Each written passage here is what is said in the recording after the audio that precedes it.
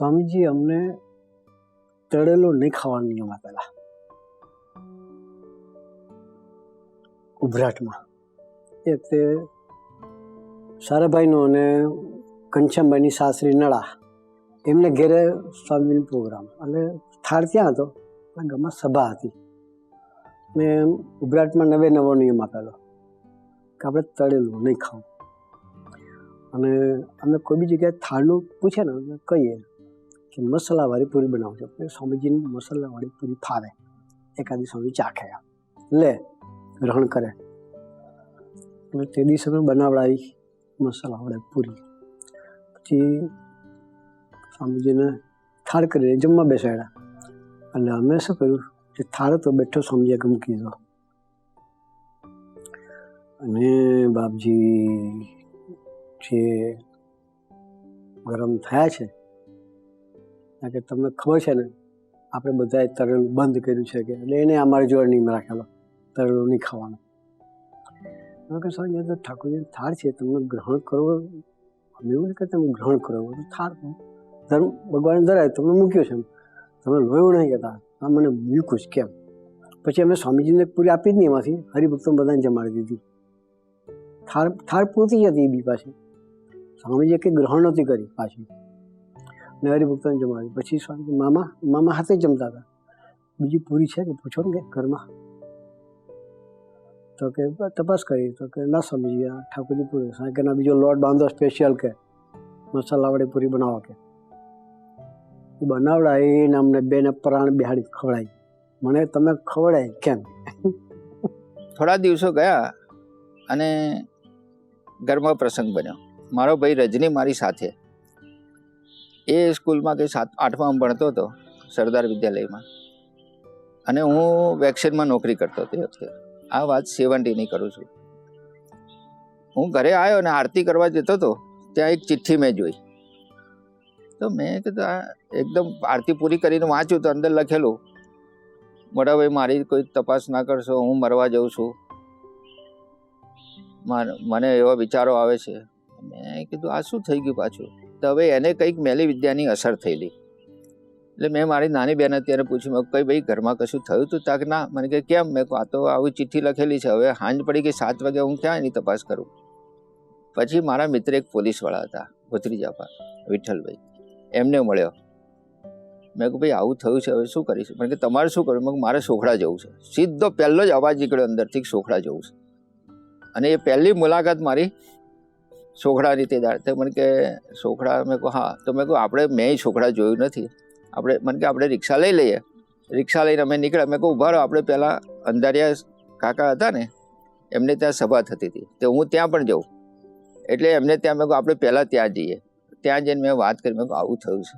એટલે શંકર કાકાને ત્યાં ગયો સીધો. મને કે કંઈ નહીં, તમે જાઓ, અમે ધૂન કરીશું. એટલે અમે 2 જણા, હું પોલીસવાળા, રિક્ષા લઈને પાછા હોતા સોખડા આવી ગયા. સોખડા આવ્યા ને તો સ્વામીજી તો બેઠેલા, પેલી ચિઠ્ઠી મારી પાસે. મેં તો સ્વામીજીને જોઈને હાથમાં ચિઠ્ઠી આપીને હું એટલો રડું બેસુમાર. સ્વામીજી માથે હાથ ફેરવ્યા કરે, વાહમાં હાથ ફેરવ્યો. મને કે પછી આમ કરીને બતાવ્યું ચિઠ્ઠીમાં. મને કે આ રજની આમ કીધું. મેં કહું હા સ્વામી.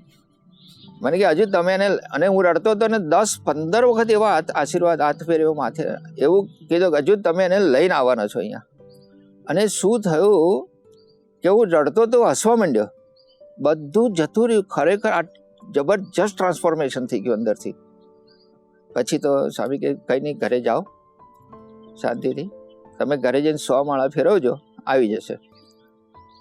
એટલે અમે બંને જણા, હું પોલીસવાળા ઘેર આવ્યા રિક્ષામાં, એને ઘરે એને ઉતારી દીધો. હું મારે ઘેર ગયો. મારી બહેન હતા, મને કે શું થયું? મેં કે સ્વામીએ કીધું આવી જશે. તો કે ક્યારે? મેં કહું ભાઈ એવું મેં પૂછ્યું નથી. એમણે કીધું આવી જશે, પણ મને કહ્યું 100 માળા કરજો. હવે તે દાડે 11નો દિવસ હતો, એટલે હું તો બહાર બેઠો પલંગની અંદર, મારું ગવર્મેન્ટ ક્વાર્ટર હતું. બેઠો ને માળા ફેરવતો 100 માળા જેવી પૂરી થઈ અને મારો મોટો કમ્પાઉન્ડ હતું, તો દરવાજો ખખડ્યો અને કૂતરા ભસ્યા. એટલે એકદમ મેં જોયું તો રજની આવતો હતો. એટલે પહેલાં તો બહુ ગુસ્સો હતો, પણ મને એમ થયું કે ભાઈ 11 ભૂખ્યો છે. એટલે સીધો એને કહ્યું તું જા, ઘરમાં ફરાળ પડ્યું છે, કરી લે. અને હું સીધો સાયકલ લઈને પેલા પોલીસવાળાને ત્યાં ગયો, એને વાત કરી. મેં ભાઈ રજની તો આવી ગયો. મને કે યાર ખરા તારા સ્વામી? મેં કહું હા. બસ એટલું કહીને સીધો ઘરે આવ્યો તો રજનીની અંદર અડધું બારણું બંધ હતું અમારા ક્વાર્ટરનું, અને જેવું ખોલ્યું તો એ બોલતો હતો મારી બેનને, ભલે મને આજે બચાવ્યો પણ હું મરી જઈશ. આટલો શબ્દ મેં સાંભળ્યો. એટલે મેં કીધું શું ભાઈ થયું છે, શું વાત છે?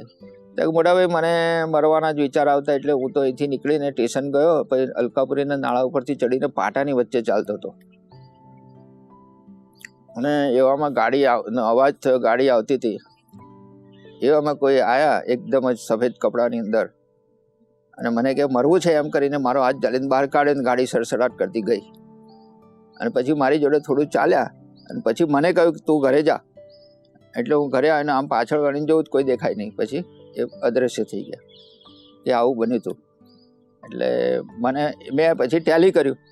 મેં કહું બરાબર છે, એ ટાઈમ ડુપ્લિકેટ જનતાનો છે, જે સૌરાષ્ટ્ર જનતા 9:30 વાગ્યાનો. એ વખતે હું સ્વામીજી પાસે બેઠો હતો. પછી એમણે કહ્યું કે હા, એટલે મેં કહ્યું સ્વામીએ જઈને બચાવ્યો એને. હવે પણ છતાંય થોડો સંશય રહે, કારણ શું કે હું પાછળ સ્વામિનારાયણ ભગવાનનો માનનારો.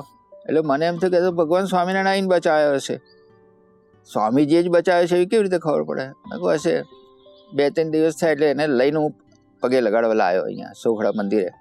જ્યાં મંદિરે લાવ્યા ત્યારે બધા છોકરાઓ કેટલાય બેઠા હતા, સ્વામીજી બહાર ગયેલા. હવે એ વખતે તો 2 કે 3 જ બસ ચાલતી હતી. રજની કે હમણાં નહીં, એ તો હજુ 7 વાગે આવશે. અરે મેં કહું ભાઈ આવું ના બોલ ને, વહેલા આવે તો આપણે જઈએ, નહીં તો બસ બી જતી રહેશે. હવે તો ખરેખર બન્યું એવું, 7 વાગ્યા અને સ્વામીજી અંદર પ્રવેશ્યા, અને બધા છોકરા બેઠા હતા. એમાં સીધા જ એને ગાલ ઉપર એક થપાટ મારીને કે મરવા જવું છે. જે પાટા ઉપર બોલ્યા હતા એ શબ્દ મારા સમાધાન માટે બોલ્યા એવું મને ખબર પડી ગઈ કે આ જ ગયા હતા ત્યાં. પછી તો અમે હોલમાં બેઠા સ્વામીજીની સાથે. પછી સ્વામીજી એનું કપાળ માથું પકડ્યું, અને માથું પકડીને એમના કપાળમાં ચાંદલો હતો ત્યાં અડાડીને એને ચાંદલો કર્યો. પછી બોલ્યા કે તુંય મરવા નીકળ્યો છે ને હુંય મરવા નીકળ્યો છું. પછી મને કહ્યું, મને પ્રણભાઈ તમારા માટે આ મરી ગયો હતો ને? મેં કહું હા. મને કે હવે તમારે એને યાદ નહીં કરવાનો, એ હવે અમારો છે. એ કે હવે અમારો છે, અમે એનું ધ્યાન રાખીએ, તમારા માટે મરી ગયો છે. મેં કહું હા સ્વામી. બસ ત્યાર પછી મેં એને કશું કહ્યું નહીં, અને સ્વામીજીનો એ ખરેખર સેવક થઈ ગયો. પછી તો હવે આ રીતે એટલા બધા મને અંદરથી પછી જે સમાધાન જોઈતા તે મળતા ગયા. આ પધરામણીનો કેટલી સેવા આવે, 5 રૂપિયા, 11 રૂપિયા, 21 રૂપિયા, 51, કોઈ 100 આલે તાર તો જણ 1000 આલ્યા એવું થતું હતું. બોલે છું કે કોઈ 500 આલે ને તો કેટલા બહુ 5000 કે 11000 આલ્યા હોય ને એવો આનંદ થતો હતો. એવા પૈસા ભેગા થાય. અને હું સેક્રેટરી, એટલે મને એવું કે ભક્તિ આ બધો હિસાબ તારે રાખવાનો, એક છોકરા જોડે ગણાઈ લેવાનું પોર્ટફોલિયમ. તારે કોઈ યુવક સેક્રેટરી ત્યારે રાખતા નહોતા. એટલે વાસનાના કોઈ ભગત આવ્યા હોય, કોઈ બીજો ગરીબ ભગત આવ્યો હોય, એની ખાનગી ચાલતી હોય, એનું કંઈક કામ હોય, એટલે સ્વામી મને કે લખી ના દે, આટલા રૂપિયા તૈયાર કરીને કવર લઈ આવ બહારથી, અને પછી એને સ્વામી આપી દે. મને હું આજ્ઞા કરી ખબર? તાર કોઠા સાઈના નહીં કહેવાનું. કોઠા સાઈન કહીશ ને તો મારી સાથે પ્રીતિ બહુ છે, તો સ્વામી આટલી બધી પધરામણી કરે છે, ને પગ દુખાડે છે, ને ભીડો વેઠે છે, અને આવી રીતે આ લોકોને આપી દે છે, એનો ડાયાબિટીસ વધી જશે. એટલે તારે એમને કહેવાનું નહીં. હું કે સ્વામી મારી પ્રકૃતિ પ્રમાણે હું અહીંયામાં રાખી શકું નહીં, કોકને તો એક જણને તો કહેવું પડે. તો કે નજીક આવ એમ કંઈ માથે હાથ મૂકે, જા કે જ્યાં સુધી તું સેક્રેટરી રહીશ ને ત્યાં સુધી તું આ અંદરની વાત કાઢી જ નહીં શકે, કોઈને કહી જ નહીં શકે. આવા આશીર્વાદ આપી દીધા. મૂકું એ ચાલશે, કેવું આપણી રીતનું કંઈ શક્ય નથી.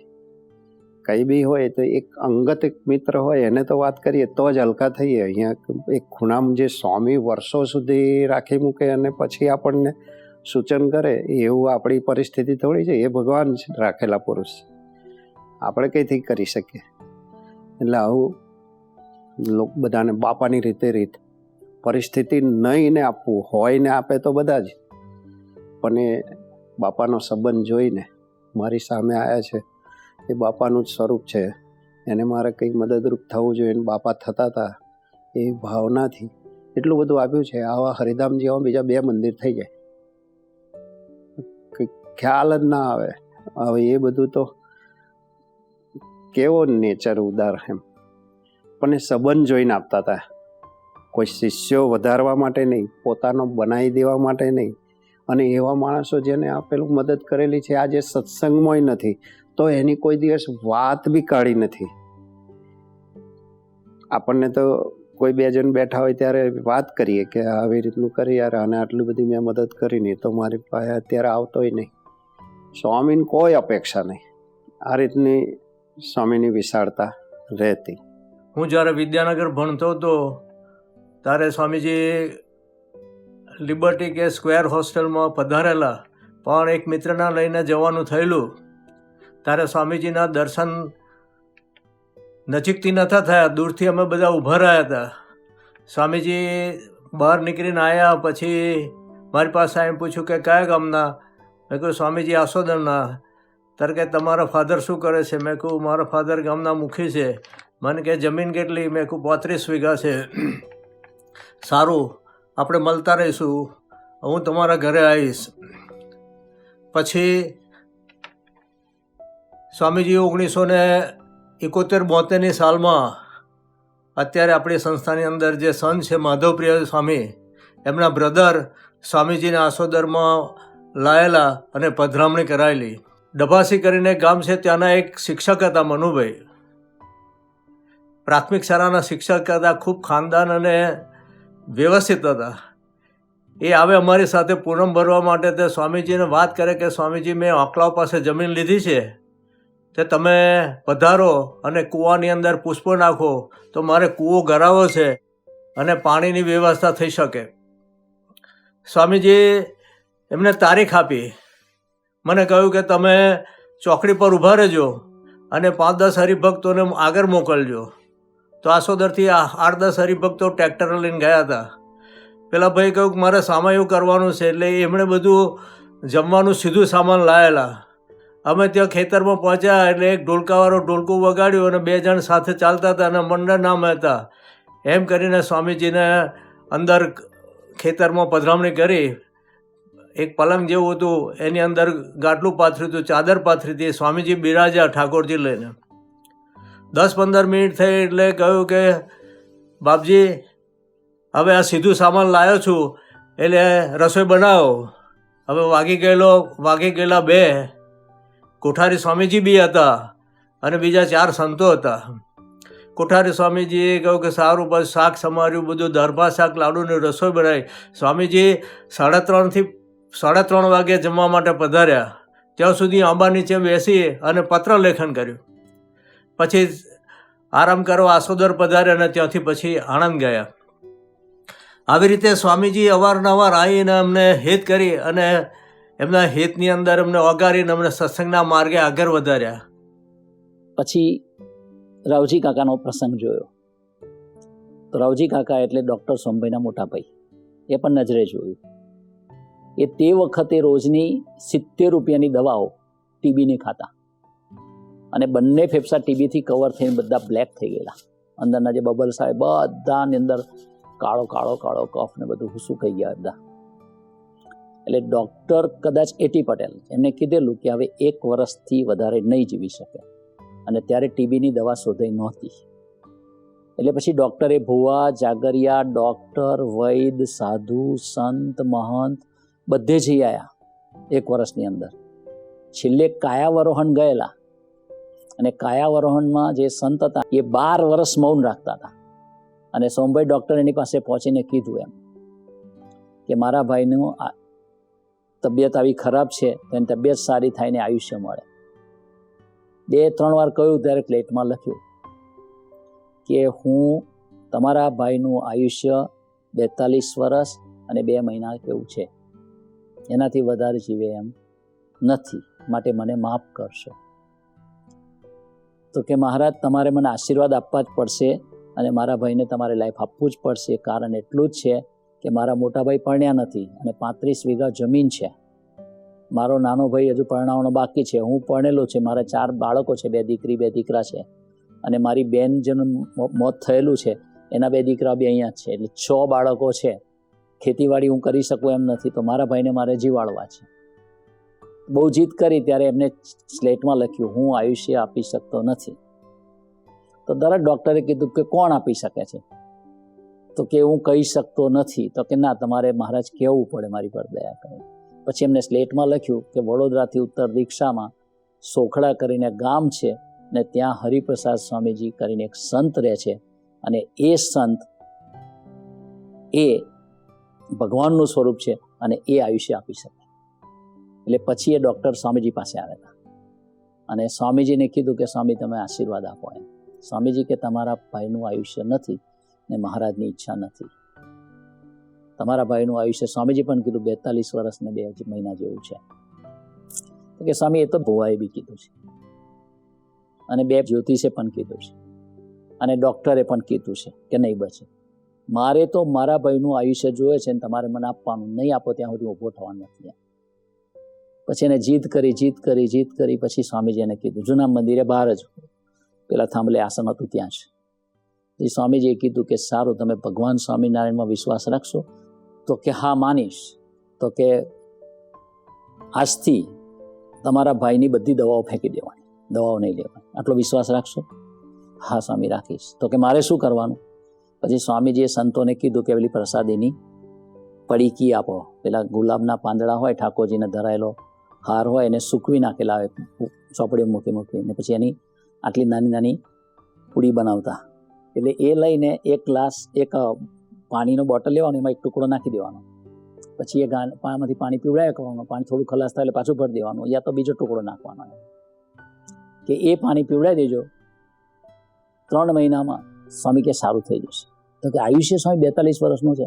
સ્વામી કે મહારાજ અને યોગીજી મહારાજને સંભાળીને કહું છું કે એને 42 વર્ષનું જ આયુષ્ય છે, આજથી એનું આયુષ્ય 84 વર્ષનું થઈ જશે, ડબલ.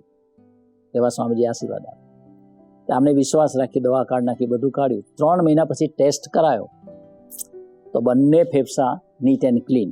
તો ડૉક્ટર એટી પટેલે કીધું કે આ તમારો નથી એક્સરે. તો પહેલાનો બી હતો એમની પાસે પેલા ફાઇલમાં, એ તમારો નથી ને મેં તમને જ કન્સલ્ટ કરેલા હતા. તો કે સાહેબ મને છે. તો કઈ દવાથી મટ્યું? તો કે હરિપ્રસાદ સ્વામી. તો કે ડૉક્ટર કે ટેસ્ટ કરાવો, હું નહીં માનું એવી રીતે. તો કે સાહેબ હું પૈસા નહીં આલું, તે ઘડે 15-20 રૂપિયા થતા હશે. તો ડૉક્ટરે એક પેલા ત્યાં ફોન કરી દીધો, કે કરાવી દીધો કે ભાઈ એને ત્યાં બીજો એક્સરે ફ્રીમાં પાડી આપો. એક્સરે લઈને આવ્યા તો એક્સરે જોયો તો ડૉક્ટરે કીધું કે આ તો કમ્પ્લીટ ક્યોર થઈ ગયું. તો કે કઈ દવાથી? તો કે હરિપ્રસાદ સ્વામી આશીર્વાદ. ત્યારથી ડૉક્ટરને સદભાવ થયો. તે એ આશીર્વાદ લેનાર ડૉક્ટર સોમભાઈ ધામમાં જતા રહ્યા 7-8 વર્ષ પહેલાં. રાવજી કાકા હજુ છે. એ રાવજી કાકાને અત્યારે 84 નહીં પણ 90ની આસપાસ થયા હશે, અને અહીં આવ્યા હતા વચ્ચે. મેં કોઈ કમ આવ્યા? તો કે એક્સટેન્શન લેવા ગયા. સ્વામીના મારા 84 પૂરા થઈ ગયા ને 84 જ્યારે ચાલતું હતું ત્યારે સ્વામીજી કીધું, રાવજી કાકા ખબર છે ને કેટલી ઉંમર થઈ? તો કે 84. ખબર છે ને બધું? ભજન કરી લેજો. તો કે સ્વામી ખબર તો છે, કે મારે તો જીવવું છે હજુ કે વધારે.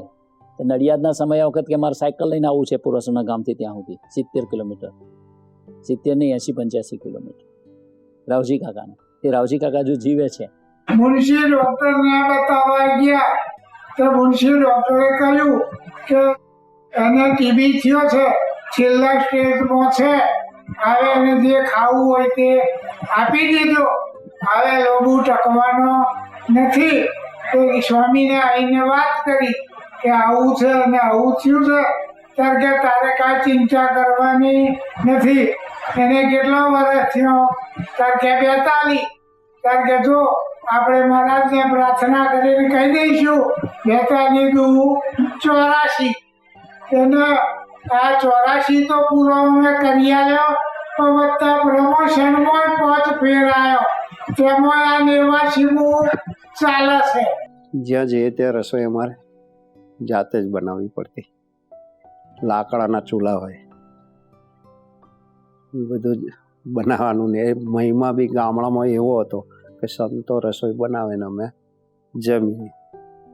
જે કોઈ ટપાલો આવી હોય એ બધી ચાલુ ગાડીએ બીજે ગામ જતા સુધી થોડો લાંબો રન હોય ત્યારે વાંચે ને પછી અથવા મને કહી રાખેલું કે તારે બધી ટપાલો મોસ્ટલી તોડી દેવાની અને મુખ્ય જે એની વાતો જે હોય એ તારે લિસ્ટ કરી દેવાનું અને ચાલુ ગાડીએ મને પૂછી લેવાનું, તારે ડિક્ટેટ કરી લેવાનું અને જ્યાં જઈએ ત્યાં જમ્યા પછી કદાચ હું કલાક આરામ કરું એમાં તારે ટપાલો બધી લખીને તૈયાર કરી દેવાની. ઉઠું એટલે હું બધી સહયો કરી દઈશ અને સહયો કરીને તરત જ લેટરીન જે નાહીને ફટાફટ પધરામણી ચાલુ. આવું રોજના 8-10 ગામ હોય. છેલ્લી સભા તો અમારી ક્યારે પૂરી થાય પછી શું હોય, અમુક ગામોમાં તો એટલા થાકી જાય. 1975 સ્વામીજી પૂર્વાશ્રમના ઘરે આવેલા. એ ગામમાં સ્વામિનારાયણ સંપ્રદાયનું કોઈ ને પરિચય જ નહીં કે હું સ્વામિનારાયણ. પણ અને કોઈ ગાડી કે એવું કશું ફોન બોન વ્યવસ્થાઓ નહીં. એટલે અમે બધા ચોરે બેઠા હતા છોકરાઓ. એટલે એમાં એક જણો એવું બોલ્યો કે સ્વામિનારાયણના બોસ આવે છે. એટલે હવે આપણને તો કશી ખબર નહીં. સ્વામીજી અશોકભાઈના ઘરે જમવા બેઠા હતા. અમારું ઘર અને એમના ઘરની વચ્ચે એક દિવાલ જ છે. સ્વામીજીને ત્યાં જમાડ્યા હતા અને સભા પૂર્વાશ્રમના ઘરે ઉપર મોટો હોલ જેવું હતું, એમાં સ્વામીજીએ કરી હતી. પણ સ્વામીજી એટલી ખબર, કોકે એવું કહેલું કે સ્વામીજી લાફો મારે ને તો પાસ થઈ જવાય. એટલે સભા કરીને સ્વામીજી નીકળતા હતા ત્યારે અમે 2-3 નાના છોકરાઓ હતા, એમને અશોકભાઈને કીધું કે સ્વામીજીને કોને કે અમને લાફો મારે તો અમે પાસ થઈ ગયા. એટલે અશોકભાઈએ સ્વામીજીને વાત કરી એટલે સ્વામીજી હસ્યા. પછી લાફો તો ના માર્યો પણ ખાલી આમ કરી આપ્યું એમ. એટલે એવો આનંદ થઈ ગયો કે ચાલો આપણે પાસ થઈ ગયા. અને તે વખતે સ્વામીજીએ ગામમાં કદાચ 4-5 પધરામણી કરી હતી. એક અશોકભાઈના ઘરે કરેલી, એક અમારા ઘરે કરેલી, એક છગનભાઈ પિતાંબરદાસ એમના ઘરે કરેલી. અને તે દિવસે જે અશોકભાઈનો જે સૌથી નાનો ભાઈ છે મુકેશ, અને એને તે દિવસે કંઠી પહેરેલી. ખાલી એક જ યુવક તો નહીં, બાળક, એને કંઠી પહેરેલી. એકવાર નડિયાદમાં પ્રોગ્રામ હતો સ્વામીજી, એનજે મેટલવાળા, એની સાસરીમાં સ્વામીજીનો થાળ. દિવાળીના દિવસો તો મઠિયા ને મગર ને બધું હોય નેચરલ. દિવાળીના દિવસોમાં છૂટ બી હોય ખાવાની. તરલ બંધ હતું પણ દિવાળીના દિવસોમાં છૂટ હોય. એટલે ત્યાં થાળ હતા માધવજીવન સ્વામી સાથે. તે દિવસ બટાકાવાળા બનાવેલા ત્યાં ઘેરે. માધવ સાહેબને ખબર કે આ મહાત્માને ભાવે છે. એટલે મારી બાજુમાં જમવા બેઠેલા. અમે શું કરીએ, સ્વામીજીને જમાડીએ એટલે સ્વામીજીની ડીશ બનાવી દઈએ, પછી હાથે બેસી જઈએ. અત્યારે આનસો સ્પેશિયલ જમાડવા છે એવું નહીં, કે પછી નીકળવાનું હોય તરત. એટલે સ્વામીજીની ડીશ બનાવી દઈએ પછી જોડે બેસીને કંઈ જોઈતું પીતું આપ્યા કરીએ. બેસી જઈએ હાથે જમવા હાથે બેસી ગયેલા. અને બાજુમાં માધવ સ્વામી, આ બાજુ સ્વામીજી, અને વચ્ચે આ બાજુ બેઠેલું. અને માધવ સ્વામીએ પેલા બટેટા વડાયા ને એટલે સીધું મારી પત્તરમાં મૂક્યું. અને મેં કાઢીને થાળી મૂકી દીધું. એટલે એને ફરી પત્તરમાં મૂક્યું, ફરી મેં કાઢી નાખ્યું. તો એક હેત ના લાગણી માથામાં ટપી મારી, ખાઈ લે છોડ મને કે. અને ફરી મેં કાઢી નાખ્યું. તો ત્રીજી વખત મૂક્યું અને રેવા દીધું. ચાલો વળી સન છે ને કે એટલે મોઢામાં આમ લઈને મૂક્યું. હા, બાઇટ મારું છે કે તમને કોણે છૂટ આપી તરલ ખાવાની? દિવાળીના દિવસોમાં બી મબત નહીં, નક્કી કર્યું બંધ એટલે બંધ. જૂના મંદિરે અન્નકોટ કરતા, નાનકડો અન્નકોટ હોય ને, બધા જમી રહે, સમાજ 500-1000 જે આવે બધા. પછી અમે 2 જણા છેલ્લા જમીન, ત્રીજા ભાઈ સ્વામી. હવે છેલ્લે તો બધું બધાને જે જમવું હોય જમી લેવા દઈએ અન્નકૂટ ઉતાર્યા પછી. બરાબર, જે વધ્યું અમે 2 કે 3 જણા હોય જમીએ. એક દિવસ મને ખૂબ જ શરદી રહેતી, એટલે હવે જમવા મેં તે દિવસે ઢેબરું હતું ને દહીં હતું, એટલે મેં દહીં ઢેબરું લીધું. 2:45 થયા હતા અને સ્વામીજી રૂમમાંથી ઉઠીને આવ્યા આરામ કરીને, અને જોયું દહીં ખાઉં છું, એટલે આવડી આંખો કાઢીને ખખડાયો. પછી પત્તર જાતે લઈ લીધું, નાખ્યા બધું બહાર. હું જ નહીં કે આપણે દહીં નહીં ખાવાનું, શરદી રહે છે. એટલે કેટલી બધી કૃપા કહેવાય, કેટલો મને સાચવ્યો. તમે જુઓ કેવો પ્રેમ કર્યો મને. બહુ કૃપા હતી સાહેબ, ખરેખર બહુ કૃપા હતી. દોસ્તી થઈ પછી મારે પેલી કંઠી પહેરવાની બાકી હતી ને, એ મેઇન પ્રશ્ન હતો. તો આ પેલો છોકરો વાળો મારો ભાઈબંધ પહેરી આવ્યો કંઠી, મારે બાકી રહી ગઈ. મેં પછી બહુ રાહ જોઈ, સ્વામી દક્ષામાં આવે, આમ તેમ આવે છે તો ખબર હતી કે અવારનવાર આવે છે. બાજુમાં ફકીરભાઈનું ઘર તપોવન સોસાયટીમાં એ રહેતા હતા 11 નંબરમાં, એટલે ત્યાં બી એમ કે આવે છે. એટલે પછી હું દક્ષામાં આવું, તપાસ કરું, સ્વામીજી આવે છે તો આવો તમારે કંઠી પહેરવી છે. પછી એમ કરતાં કરતાં એક વખત સ્વામીજી મને ફકીરભાઈને ત્યાં ભેગા થઈ ગયા તપોવનમાં, અને ત્યાં અમે કહ્યું મારો કંઠી પહેરી છે આપના હસ્તે. સ્વામી પછી મને ત્યાં આગળ વર્તમાન ધરાયા, કંઠી પહેરાઈ. પછી આ મારું પેલું ભણવાનું ચાલ્યું, એન્જિનિયરિંગ મારું ભણવાનું છેલ્લું. સ્વામી કેમ કે તારા ટકા સારા, રિઝલ્ટ સારામાં સારું લાવવાનું, માર્ક્સ તારા સારામાં સારા હોવા જોઈએ. આપની કૃપાથી ફર્સ્ટ ક્લાસ તો આવે છે, પછી આપ આશીર્વાદ આપો તો એનાથી આગળ વધારે આવે.